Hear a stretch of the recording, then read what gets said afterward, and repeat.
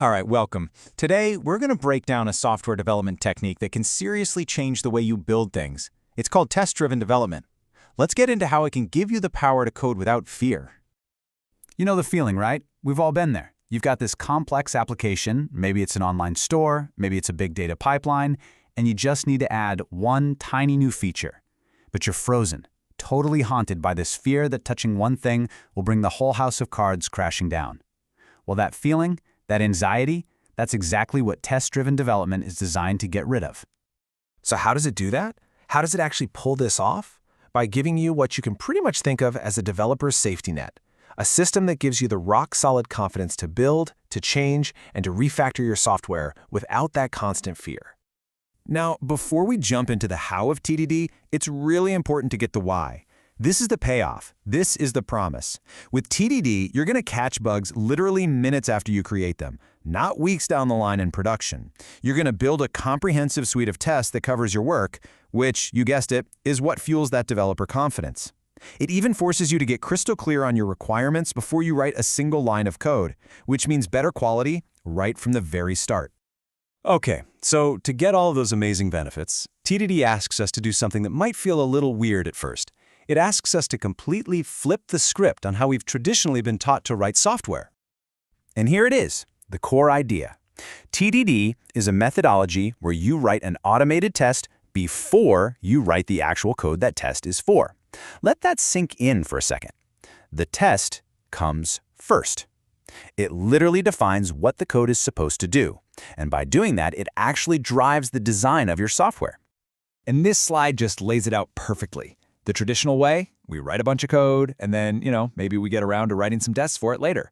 With TDD, that whole process is flipped on its head. You write a test, you watch it fail, and then you write just enough code to make it pass. This simple flip is the absolute key to the whole thing. Okay, so let's get into the nitty-gritty. What does this actually look like in practice? Well, at the heart of TDD is this really simple, elegant, and repeatable process. It's a rhythm that developers get into, and it all boils down to just 3 simple steps. First up, you enter the red phase. What does that mean? It means you intentionally write a small, focused test for a piece of functionality that doesn't even exist yet. So for example, if you're building a calculator app, you might write a test that checks if add 2 equals 4. Well, since you haven't written the add function yet, this test is absolutely going to fail. And it should fail. Seeing that test fail, seeing it in red, actually confirms your test is set up correctly. Okay, test is failing. Now what? Now you enter the green phase, and the goal here is super specific. It's not about writing beautiful, perfect, elegant code. No way. Your only job is to write the absolute bare minimum amount of code you need to make that one failing test turn green. That's it.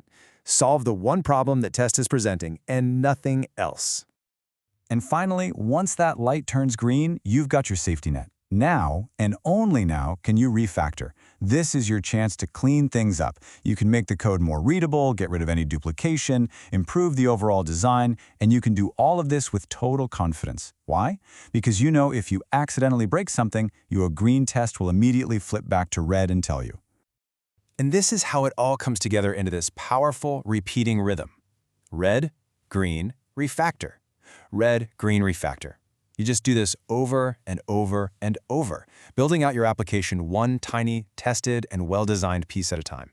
It's a disciplined process that just systematically creates really robust and reliable software. So, okay, we've got this cycle. Red, green, refactor. But, so what?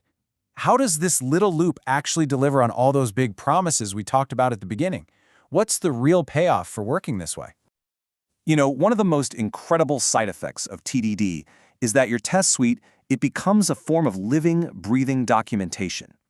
Anyone on your team can look at your tests and understand exactly what the code is supposed to do and how it's meant to be used. It's not some static document that gets out of date in a week. It's documentation that is literally executed and verified every single time you run your tests. And this really brings it all home. Because you're forced to think in these small, testable chunks. Your code just naturally becomes more modular and cleaner. That test suite, as we've said, becomes your permanent safety net, catching mistakes before they ever reach your users. And all of this comes together to give you, the developer, this incredible confidence to change, to improve, and to evolve your software without that constant fear of breaking things. So I'll just leave you with this final thought. TDD, it's not just a testing strategy. At its core, it's a design strategy. It forces clarity, it forces simplicity, and it builds quality in from the very first step. So it really makes you wonder, right? What if the absolute best way to design software is to test it first?